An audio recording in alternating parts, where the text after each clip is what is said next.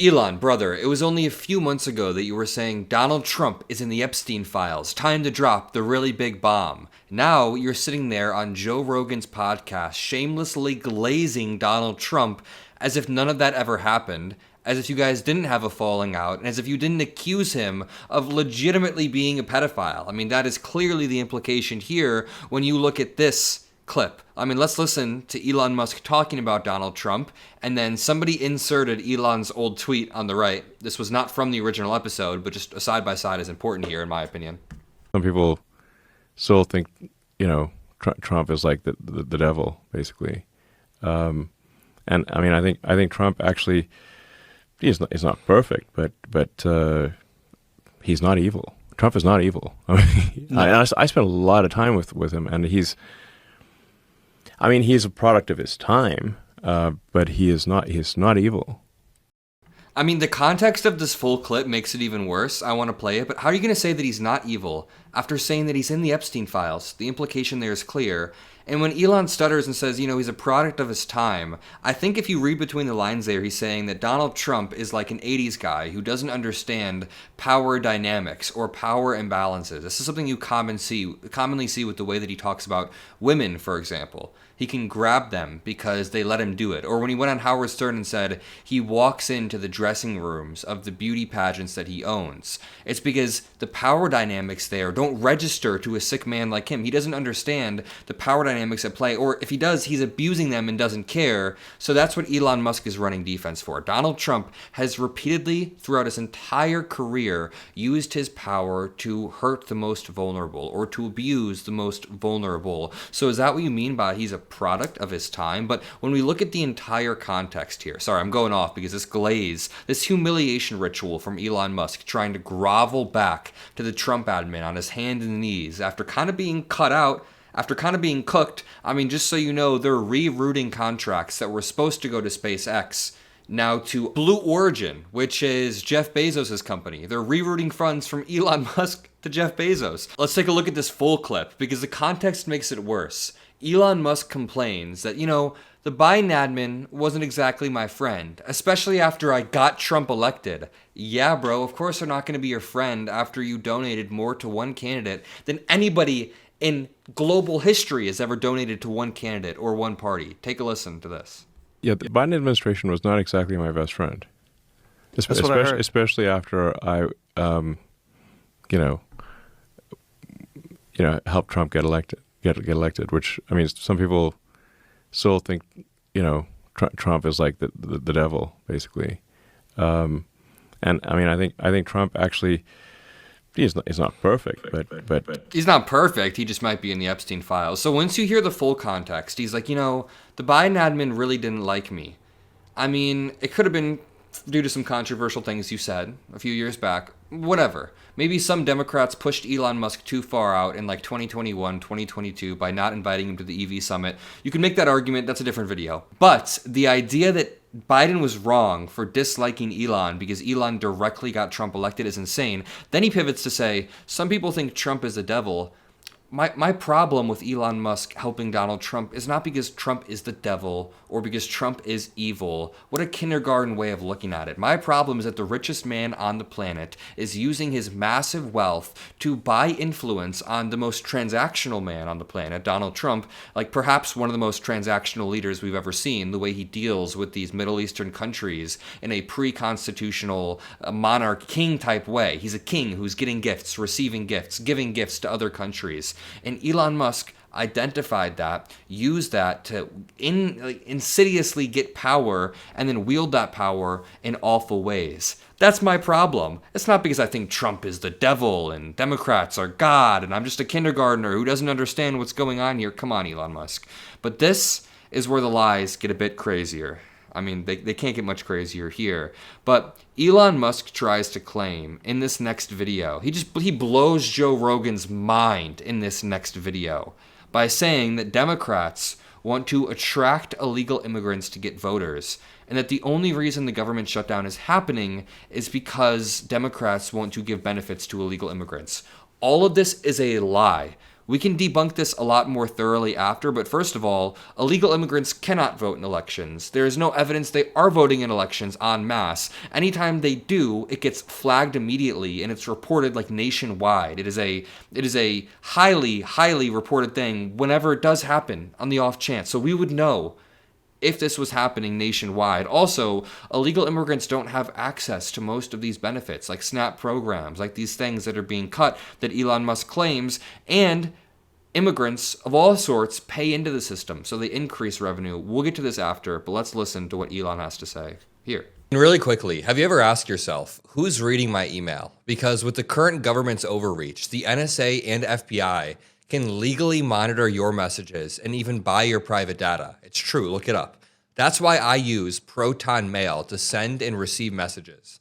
They have end-to-end encryption, meaning nobody can read your emails but you, and they're based in Switzerland, outside of US jurisdiction, meaning they're protected by actual privacy laws, like legitimate privacy laws, and it makes surveillance like Section 702, which allows the government to access any of your data without your knowledge, and makes that all completely powerless and just useless. You now have your own privacy. If you're coming from Gmail, they have a tool that makes switching over basically just 1 or 2 clicks. It's the easiest way to protect yourself. So go to proton.me/Adam, click the top link in the description, and sign up for a free account right now. Again, go to proton.me/Adam for a free account. Thank you. You have the standoff is because if the hundreds of billions of dollars to create a financial incentive to have this giant magnet to attract illegals from every part of Earth to these states, if that is turned off, the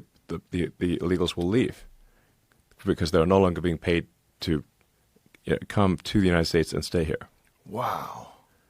And then they will lose a lot of voters. The Democratic Party will lose a lot of voters. And they would have a very difficult job if this is kicked out of reintroducing it into a new bill. Yes. Especially once things start normalizing. Yes. So, in a nutshell, the Democratic Party wants to destroy democracy by importing voters. And the Republican Party disagrees with that. And the ruse is that if you don't accept what they're doing, then you're a threat to democracy. Yes. As they try to destroy democracy. Yes. By importing voters. That is and literally what they're doing. People to only vote for them and overwhelming the system. Yes. And by the way, it's a strategy that, if allowed to work, would work. And in fact, has worked. California is supermajority Democrat. Yeah. I hate how Joe Rogan throughout this entire thing is like, wow, whoa.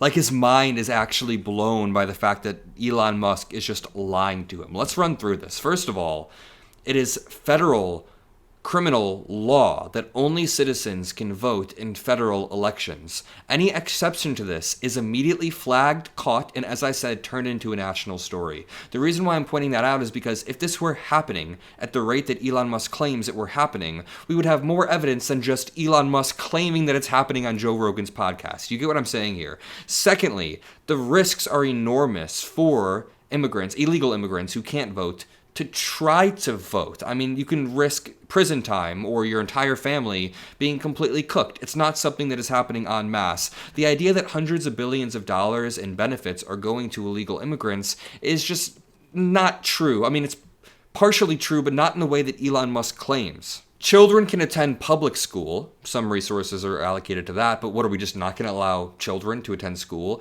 Emergency resources are available, but that's 0.4% of the budget of Medicaid. So when someone tells you we're giving hundreds of billions to undocumented immigrants, it's a lie. We spend some money on emergency Medicare, but are we supposed to like let people bleed out on the streets? I'm not cool with that. There's also zero proof. Zero Democrat who has ever called for the importing of illegal immigrants to vote. This entire thing is contradictory.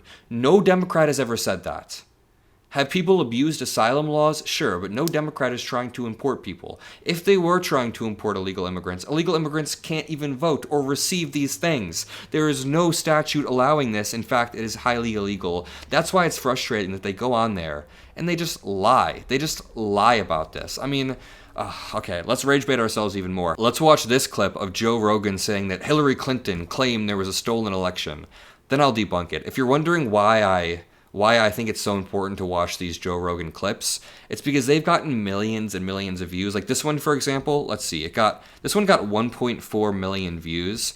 We're in an information clipping warfare, y'all, and we don't just win the warfare by allowing these clips to rake up views without us giving the actual truth, the legit truth. That's not how you win it. So let's listen to this. No one who should be in a position of leadership wants that. And most of these people that could be effective in a position of leadership because they've led things before, whether it's businesses or what have you, they just don't want to have anything to do with it. It's just a horrible attack on your character. They don't play fair. They lie.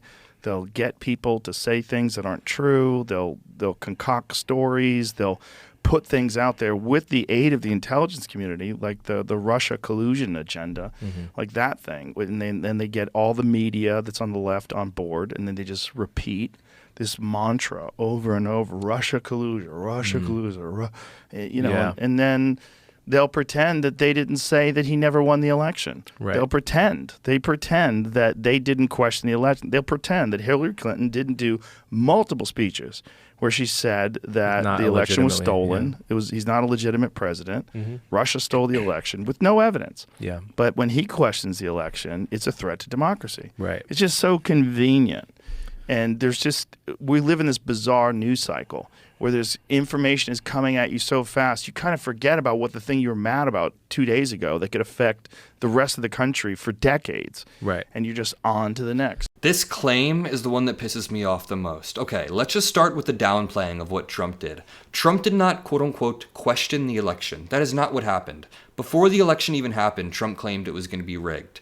On election night, he stood on stage and declared victory when the votes weren't counted. This is just insanely illegal. And also, you're trying to illegitimize the election because he knew he was going to lose. He then tried to illegitimize mail-in ballots in the months leading up to the election because he knew that mail-in ballots would take a few days to count. This was all a scheme to illegitimize the election, right? And then, over the next few months, every key date that happened, Trump had some stunt or scheme that he tried to pull to override it. So on December 14th, when certain electors met, Trump tried to pull some stunt.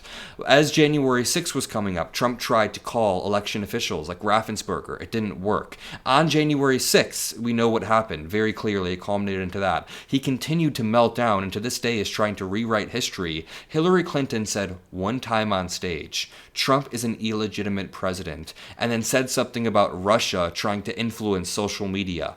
She legitimately was talking about Russia running social media campaigns and influencing the election. She wasn't trying to coup the effing government. I'm so sick of these false equivalencies being broadcasted to millions. Tens of millions of people will likely see this clip when all is said and done on Twitter, TikTok, YouTube, Spotify. Everywhere. It's everywhere. And we need to continue to push back. If you appreciate what we do on the Adam Mockler channel in pushing back, make sure you drop a like. Make sure you subscribe. We are heading towards 2 million subscribers. That's how we can beat MAGA Media, is by growing faster than them, spreading the truth faster than they can. So I love you all, and peace out.